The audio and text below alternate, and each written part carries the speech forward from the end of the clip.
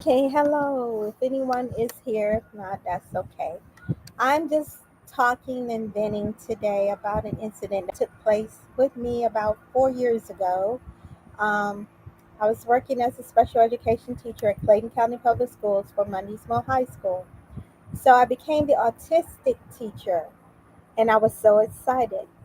However, my lead took me into the classroom to review the classroom. We have one large size academic classroom.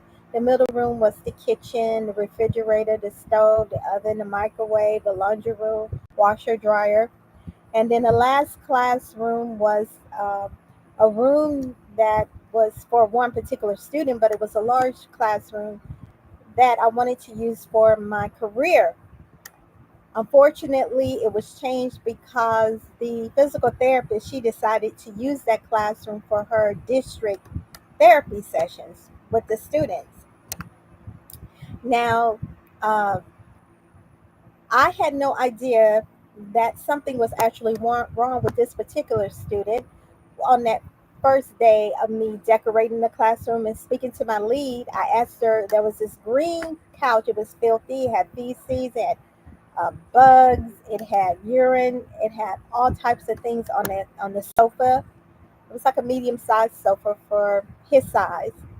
Um, and she did not. She told me that the student's name was, and she told me that he usually goes, sleeps there, does whatever he wants to do in that room.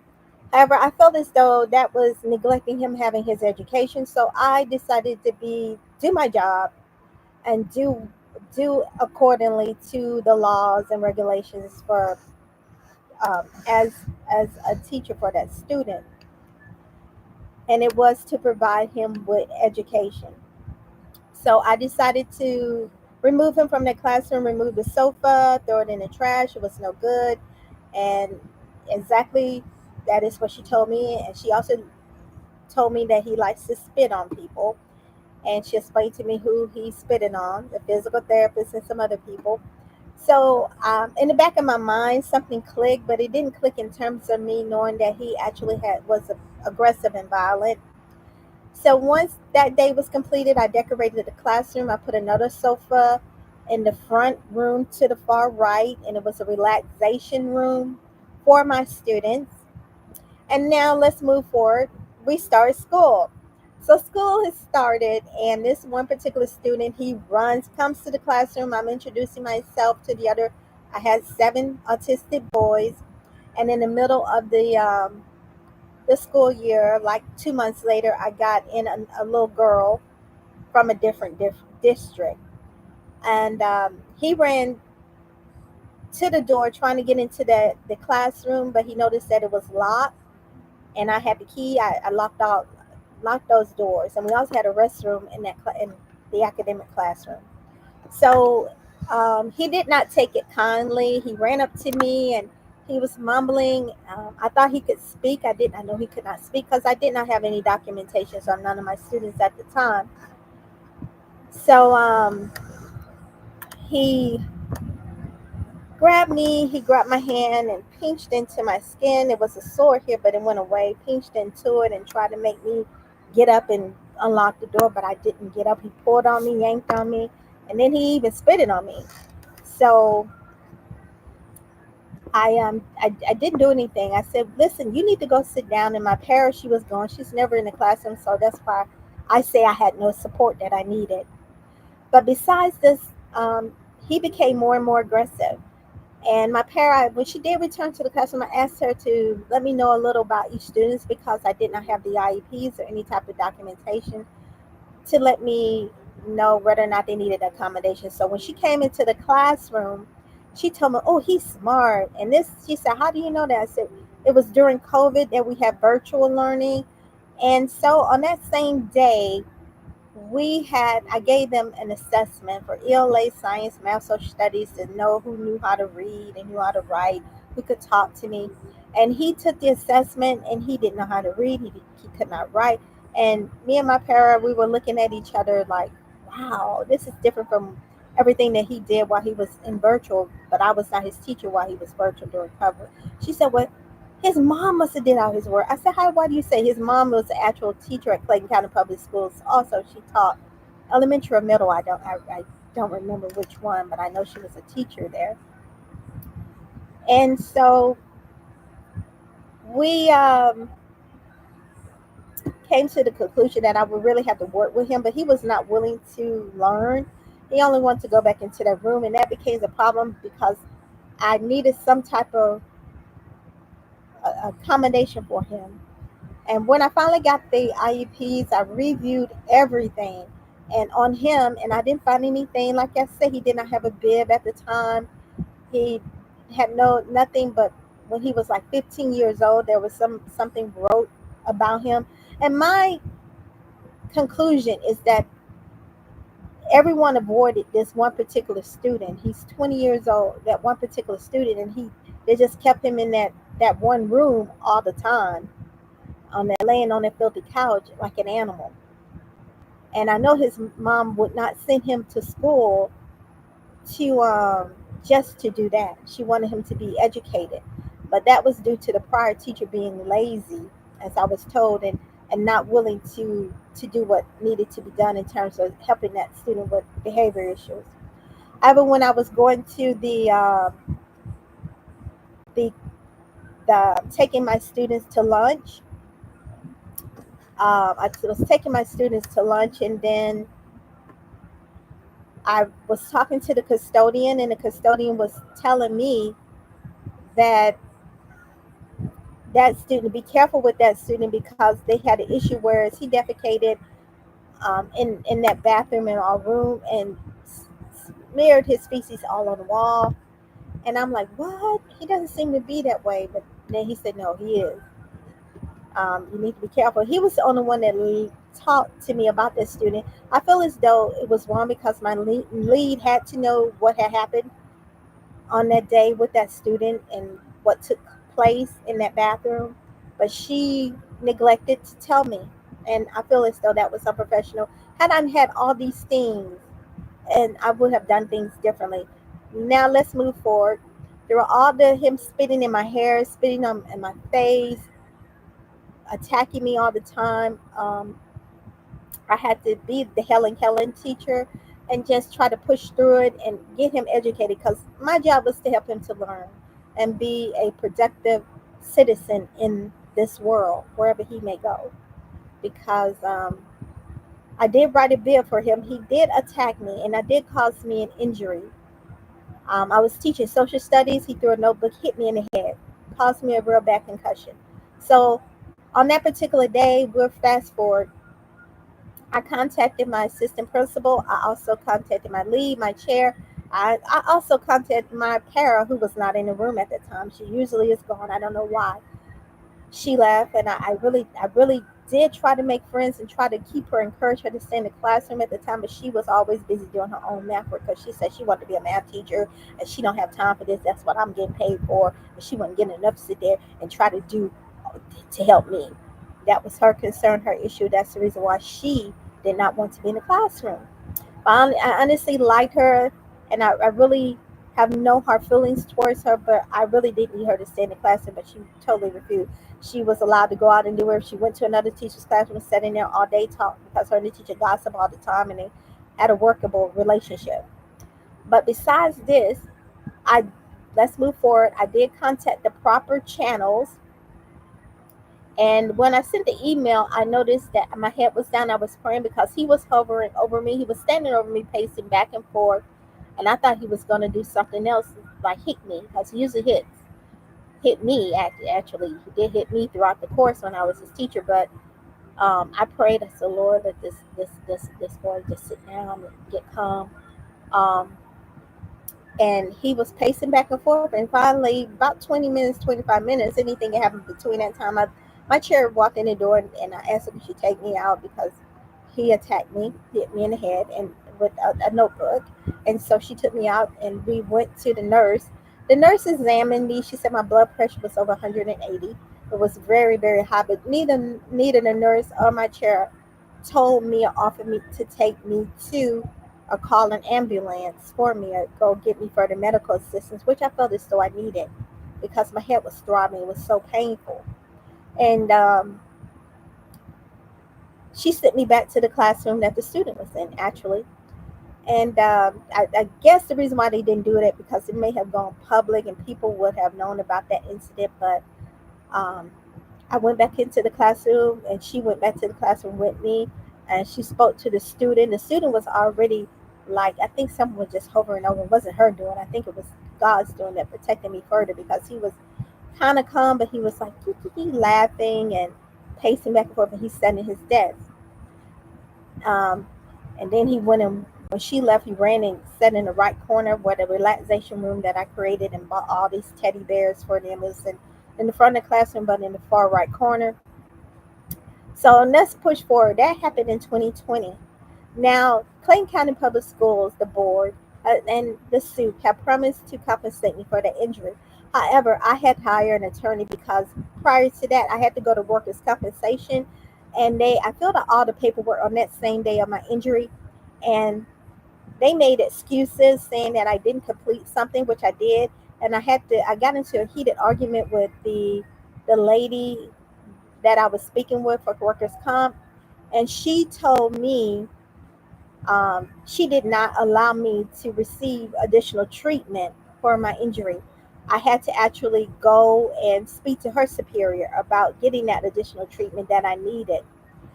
And when I spoke to her superior, everything happened, but it was short lived because once I had got the treatment, there was this medical doctor. She was a neurologist, and worker compensations are truthful.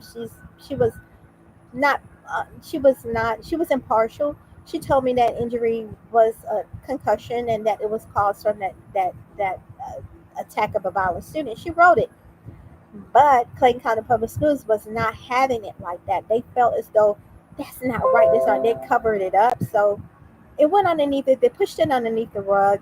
And I had to seek further medical assistance from my own private out of pocket insurance company, and they treated me. And that neurologist, not knowing that I had went to workman's comp, had treated me. He told me the same thing. That student was violent. You should have never been. He should have not. That was not the type of environment for that student. And I agree wholeheartedly. That was not the type of environment for that student.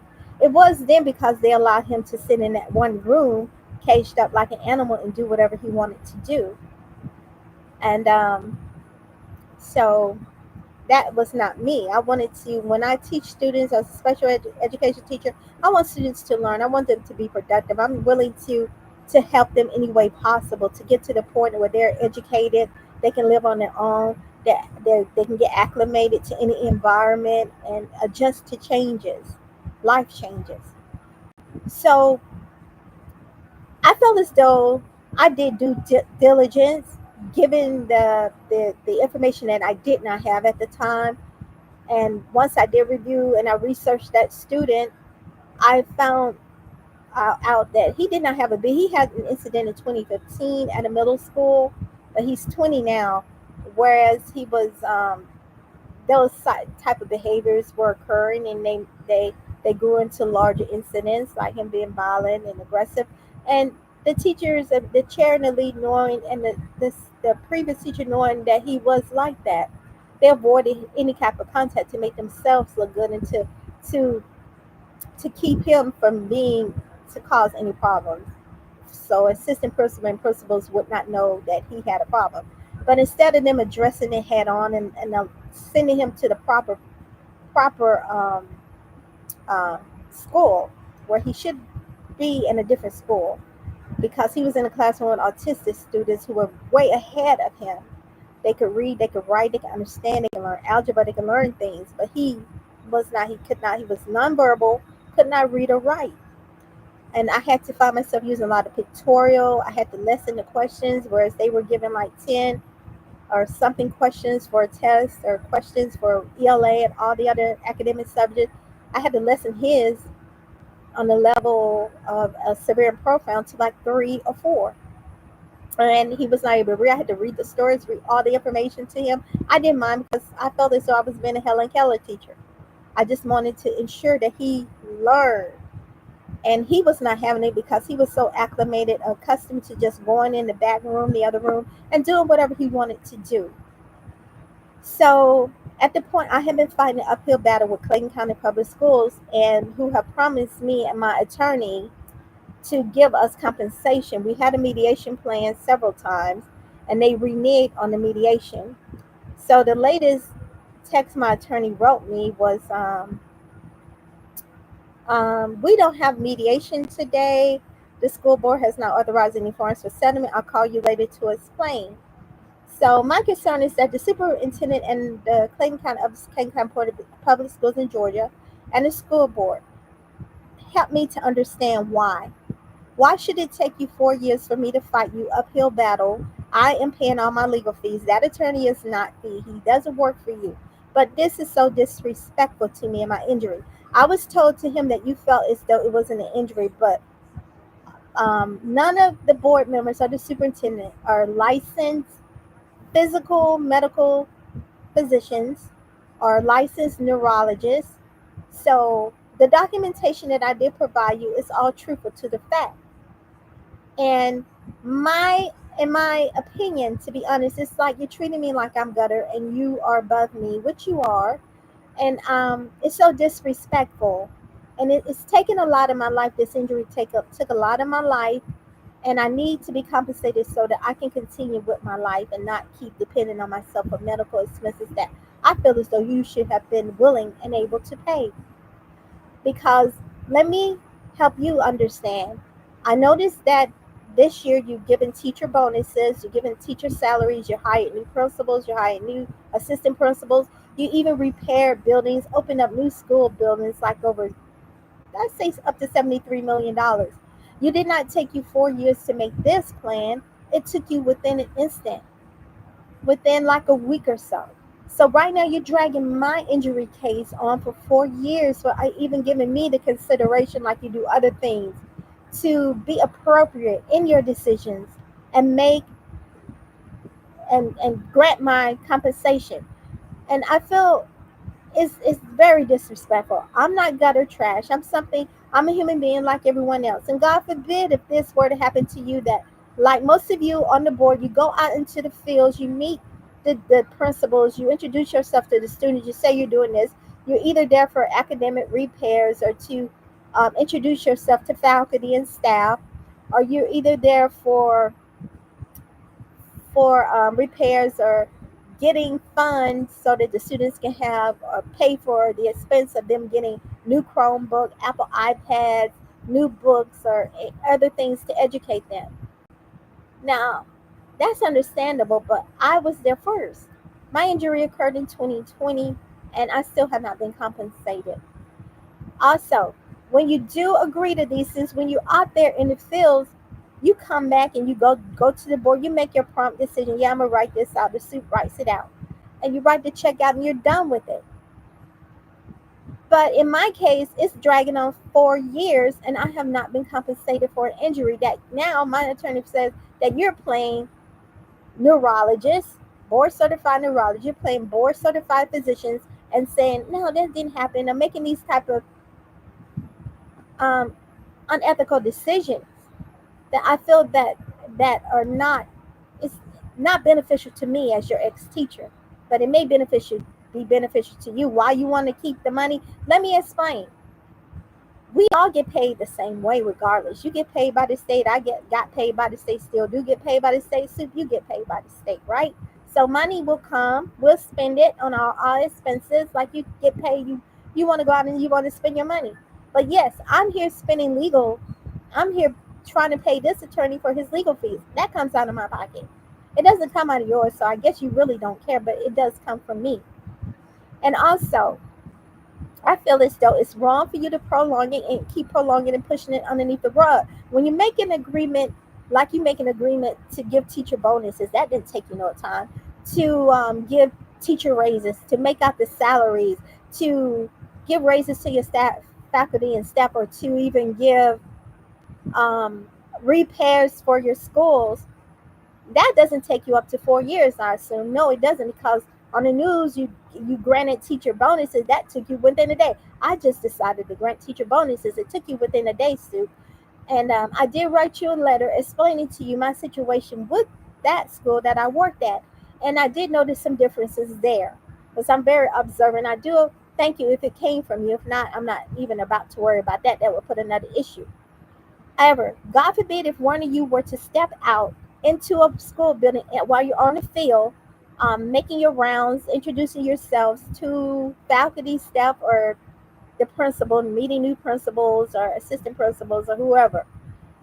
Now you go out here and a student were to attack you, you get injuries, but you will know what to do because you are part of the board, and yeah, you will get preferential treatment. Whereas I'm not getting that from you. I'm not asking for it. I just want what's fair and what's due to me. Also, I must say that this is dragging on long. This is dragging on too long for me. Uh, it it's 4 years. I've been getting therapy and treatment for my own self with my own money. I feel again, my opinion, no disrespect, that you should be made to pay my legal fees. I'm one person. You have a board. You're the suit. Y'all should be paid to pay. Y'all should be made to pay all my legal fees because this is totally ridiculous. You have no respect for me as your ex-teacher, but I was working, and I feel as though, and I know I did an excellent job because I don't believe in sugarcoating anything when it comes to my students. I put them before anything. I give them my 100% best. Anything that I feel that would benefit them in getting their academic and their behavior changes, I am willing to do that for them. I'm not like other teachers being lazy, sugarcoat or cover up things so to make myself look good when I know I'm not doing my job. But I'm going to hit whatever situation that comes before me head on with all that I have within me. And that's a promise that I made to my mom. My mom told me if I did become a special education teacher like my cousin on my father's side was a special education teacher, but she is deceased. Both of them are deceased. She told me to do it with all I had. You do it for the passion of doing it, not for the money. Because I'm very passionate about anything that I do in terms of a job with my students. My students come before. I want them to learn something from me. I want them to be productive citizens in the environment in this world, and they can face all type of situation head on and be their own advocate. So I really did change him. I did notice that one teacher from the other autistic classroom, she was when I wrote the bib, I had to get it proofread by another lead teacher. She actually proofread it and did the changes. She was not happy. Oh, that ain't gonna work. No, of course it won't work. A bib takes time. It's not gonna work instantly like you make instant pudding. It's not gonna work instant like you boil an egg from a yolk and then it turns to something solid. It won't work like that. Of course, it's going to take that student time. He's 20 years old. If he didn't learn it at home with a parent that should have taught him those things, taking up enough time, but his parents were good parents and they did. I don't know. It has to fall on our education of him, the neglect that he sustained being sent to school to be taught right and wrong, being sent to school to learn his academic, social studies, science, math, and ELA. And if he had any behavior issue, it should have been addressed head on to get him some type of behavior intervention plan or program. But no one wanted to take on that responsibility. Now, I must say, since this injury, I'm thinking back. Had I known what I know, I would have done the same thing. No, I wouldn't. I'm just joking. I'm not that type of person. But anyways, I'm still here for Clayton County Public Schools to please compensate me for my injury. It should not take you over 4 years to make that decision, Sue, and the board. I'm not being disrespectful, although I feel as though everyone on the board is disrespecting me. I'm leaning over. That's the reason why I'm looking like this. I'm leaning over. I need to sit up straight. But it needs to happen ASAP because the money, like I say, is not coming from you. It's coming from me out of my pocket. And I know you wishing that I wish she just fall over and die and then she can't afford the attorney and all this. But no, it's not going to happen. I'm going to fight you until I can't fight anymore. But at least the public will know what occurred. Because if you're going out in the field pretending to care for all of these things that my injury occurred prior. My injury was before your field jobs. A lot of you on the board. And how are you treating injured teachers like me? We're being pushed underneath the rug. Help me to understand why I have not been compensated, why I have my attorney to go out and you promise this and then you renege. That's unprofessional. I just want what's due to me. I really would like to go back to working with Clayton County Public School because prior to this, I did work and I did, like I say, Soup, you know, all the information that I sent, but not for that same area. But I would like to work in a different school. I did enjoy every bit of it. My support was not having that support that I need versus another teacher that had the major support because she had a male para. And the lady parrot that I had, she was not interested. She was only interested in going to that one particular teacher, gossiping or going out shopping for her little baby girl or toddler girl, or either spending time in the building but not in the classroom to help me with the students. Um, anyways, that's all I wanted to say. I thank everyone who's listening. If no one is listening, that's good. Maybe it'll get picked up somewhere. But anyways, thank you for your time. Bye.